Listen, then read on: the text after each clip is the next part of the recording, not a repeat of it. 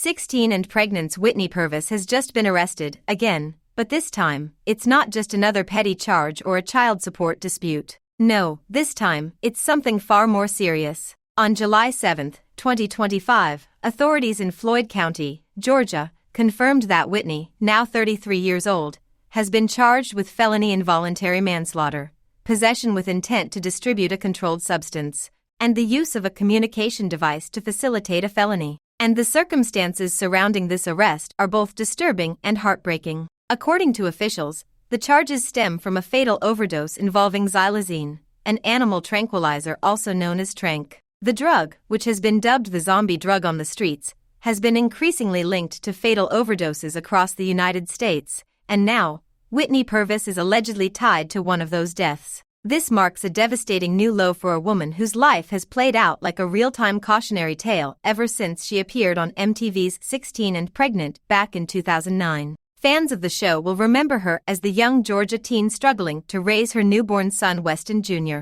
alongside then-boyfriend Weston Jr. Their relationship was rocky from the start, and things only spiraled further after the cameras stopped rolling. Over the years, Whitney has racked up a long rap sheet, shoplifting a pregnancy test in 2012, destroying her ex's property in a fit of rage, multiple DUI arrests, and a 2023 charge for making terroristic threats while wielding a broom. Her record reads more like a criminal resume than a celebrity timeline. Just last year, in July 2024, Whitney was jailed for contempt of court after failing to pay nearly $20,000 in overdue child support. The court ordered her to begin paying $353 a month, with an additional $20 toward the back pay. At the time, her attorney painted her as a struggling mother trying to make ends meet, but the legal system wasn't buying it. And things took a tragic turn earlier this year when her eldest son, Weston Jr., was found dead at just 16 years old. The official cause of death?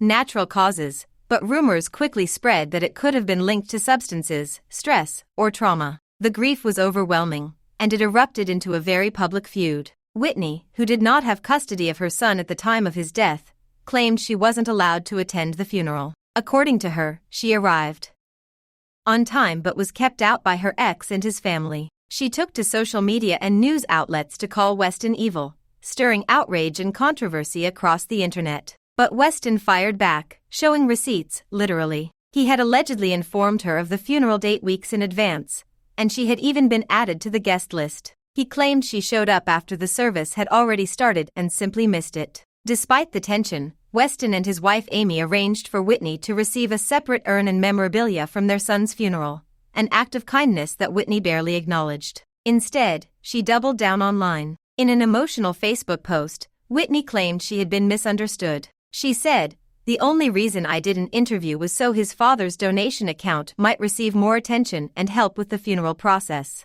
She admitted to struggling mentally in the past and explained why she handed custody over to Weston, because she was broke, had no family support, and believed the boys deserved better. Her words sparked a firestorm of divided reactions. Some called her brave for speaking up, while others accused her of exploiting her son's death for attention. The truth?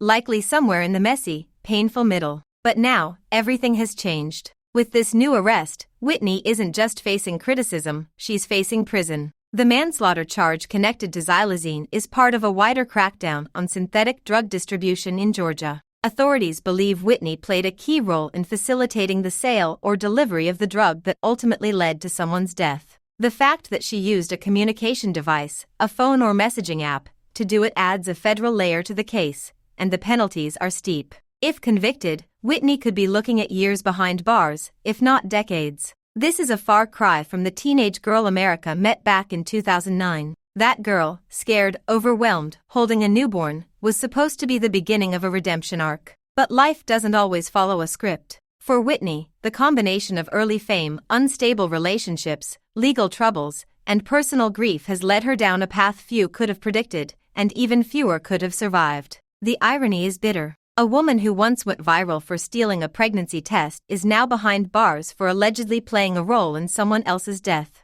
Public reaction has been swift and brutal. On Reddit, Instagram, and Twitter, fans of the show and critics alike are dissecting the case. Some blame MTV for thrusting young girls into the spotlight without adequate support. Others say Whitney made her own choices and is now paying the price. One comment on a viral TikTok reads, "She had every chance to turn her life around, and she threw it all away." Another says, "This is what happens when you chase fame instead of healing." The sentiment is clear. People are shocked, saddened, and, for the most part, furious. At this point, Whitney Purvis has not released an official statement. Her legal team has declined to comment, and court dates are expected to be announced soon. But one thing is certain, this case is far from over. The charges are serious, the consequences are real, and the story is still unfolding. Will Whitney fight to clear her name, or will she finally be forced to face the full weight of her actions? Make sure to like, subscribe, and stay tuned for more celebrity updates just like this.